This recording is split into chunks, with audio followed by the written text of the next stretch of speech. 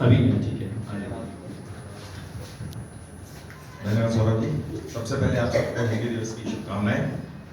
और आज हिंदी दिवस है तो उसके शुरुआत में हिंदी के लिए एक मुक्तक सुना के करूंगा कि माँ के बाद जिसमें मातृ प्रेम की पूर्ण परिभाषा है, माँ के बाद जिसमें मातृ प्रेम की पूर्ण परिभाषा है, जो हम सब भारतवासियों के प्रेम की अभिलाषा है, जो हम सब भारतवासियों के प्रेम की अभिलाषा है, जो देशवासियों को एकता के सूत्र में बांधती है, जो देशवासियों को एकता के सूत्र में बांधती है, वो बंधन प्यार और गर्व वाली हमारी हिंदी भाषा है। बहुत बढ़िया।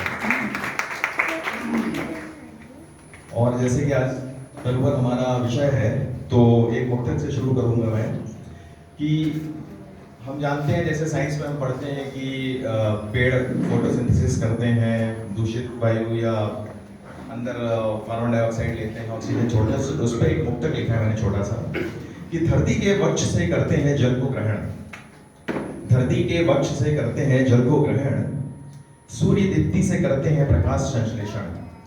प्रकाश संश्लेषण मतलब फोटोसिंथेसिस।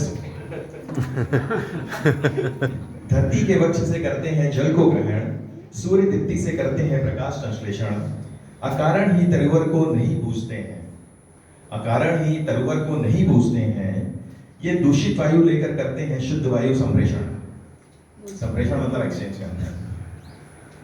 तो अब मैं अपनी कविता पे आऊंगा जो तरुवर से संबंधित है कि तुम बन जाओ निस्वार्थ जैसे होता तरुवर, तुम बन जाओ निस्वार्थ जैसे होता तरुवर, तुम मर्यादा पुरुषोत्तम बनो जैसे थे रघुवर, तुम मर्यादा पुरुषोत्तम बनो जैसे थे रघुवर, अगर औरों के सपने तुम श्वेत से सींचोगे, अगर औरों के सपने तुम श्वेत से सींचोगे, ये तुम्हारा जीवन कभी नहीं होगा मरुधर, ये तुम्हारा जीवन कभी नहीं होगा मरुधर।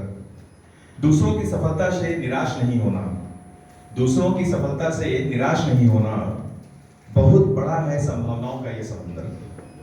दूसरों की सफलता से निराश नहीं होना, बहुत बड़ा है संभावनाओं का ये समुंदर।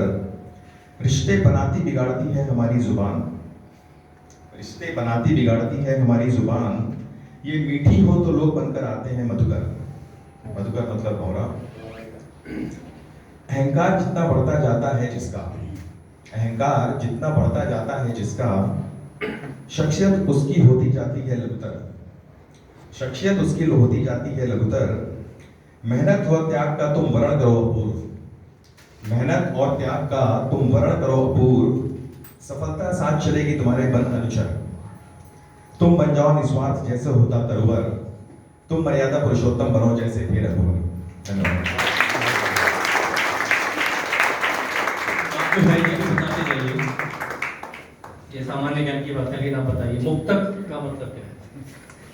मुक्तक जब आप एक फ्री स्टाइल में 3-4 लाइन के, मतलब जिसमें कोई आप एक रूल है बट फिर भी ऐसा कोई नियम नहीं है कि आपको करना है, ज्यादातर 4 लाइनों में लिखी जाती है। और मुक्तक बोलते हैं बट जनरली लोग उसको रुबाई में लिखते हैं, जिसमें मधुशाला लिखी गई है, जिसमें पहली दूसरी लाइन में एक तुकबंदी होती है, तीसरी लाइन ऐसी होती है, चौथी लाइन में फिर से पहली दूसरी लाइन से तुकबंदी होती है। बट आजकल फेसबुक के दौर में ज्यादातर इसको मुक्तक कहा जाता है, बट पहले इसको रुबाई कहते थे। आजकल सब कुछ फेसबुक के पैमाने पर